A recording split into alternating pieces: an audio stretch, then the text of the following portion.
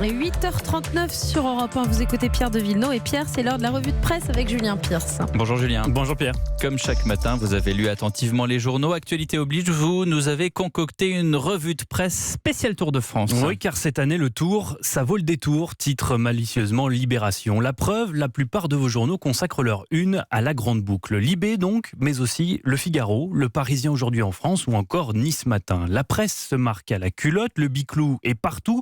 Pas de traces de homard grillé ou de sèche-cheveux dorés, ça fait un bien fou. La France redécouvre la magie du Tour, titre Le Figaro. C'est la dernière épopée française. Pas d'égalité, certes, mais beaucoup de fraternité et de liberté. C'est la France des modestes, écrit Bertrand de Saint-Vincent. Celle qui croit encore à la beauté du geste, à la noblesse de l'effort, à la grandeur des hommes. D'autant que cette année, les planètes semblent enfin alignées. On est loin du climat pourri de 2018, écrit Pierre Carré dans Libération. Pas de suspicion de dopage, pas de Coupe du Monde de foot pour parasiter l'attention du public.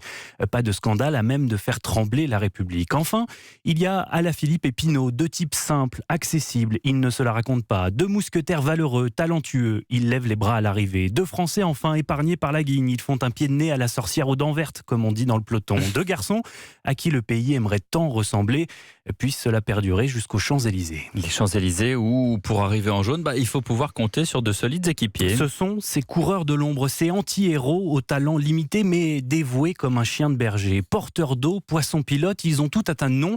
Pourtant, seuls les passionnés de la petite reine sont capables de les nommer. Damiano Caruso est l'un d'entre eux. Dans l'équipe, l'Italien raconte avec modestie son parcours, son rôle de soutier. Je voyage dans l'angle mort du peloton, dans les limbes, entre le paradis et l'enfer.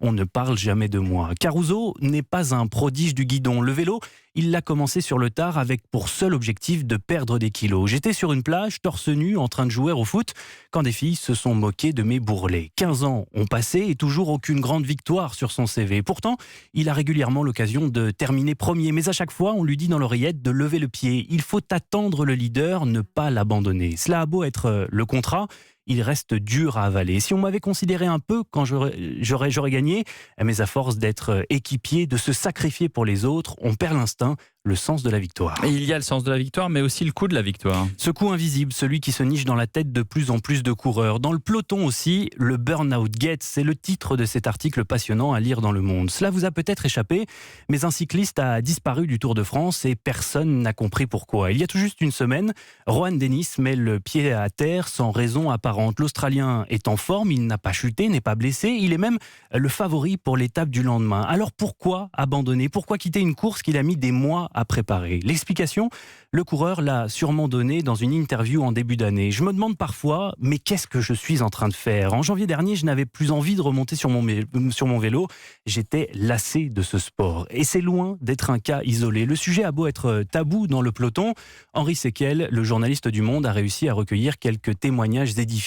Un ou deux coureurs dans chaque équipe sont en burn-out ou en dépression, confie le médecin d'une formation. Dans le cyclisme professionnel, les sources de stress sont multiples. Aux vedettes grassement payées, la pression du résultat qui tarde à arriver. Aux champions déclinants, la détresse face à la performance qui se fait plus rare. Aux sans grade, la précarité d'un métier où l'on n'a qu'un an ou deux de contrat devant soi. Tout ça dans un univers où il est bien évidemment interdit de montrer ses failles. Autre explication, l'avènement d'un cyclisme plus scientifique et moins chaleureux, souffle le coureur Johan Ofredo. Aujourd'hui, dit-il, tu t'entraînes avec un capteur de puissance qui enregistre ta cadence de pédalage et ton rythme cardiaque. Les mecs pèsent leurs glucides et leurs lipides. Ils dorment dans des tentes spéciales pour stimuler leur production de globules rouges. On dirait des malades en phase terminale d'un cancer.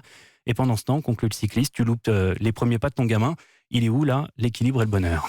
Alors, à défaut de répondre à cette question difficile pour les coureurs, le magazine Pédale, parce qu'il existe le magazine Pédale, donne des conseils pour vivre au mieux le Tour depuis son canapé. C'est un tutoriel plein d'humour que je vous conseille vivement de suivre à la lettre. Rien ne doit être laissé au hasard. Déjà, une étape du Tour, ça se regarde dans le salon d'une maison de campagne. Un salon que vous plongerez dans une semi-pénombre avec des volets à l'espagnolette laissant filtrer quelques raies de soleil. La pièce doit rester fraîche tout en laissant deviner la chaleur écrasante qui étire les heures à l'extérieur. Autre conseil, surtout ne conviez personne. Une étape de montagne doit aussi être une souffrance solitaire pour celui ou celle qui la regarde. Même le chien ne doit pas être présent. Le pauvre serait trop stressé de voir autant de vélos qui ne sortent jamais de la télé.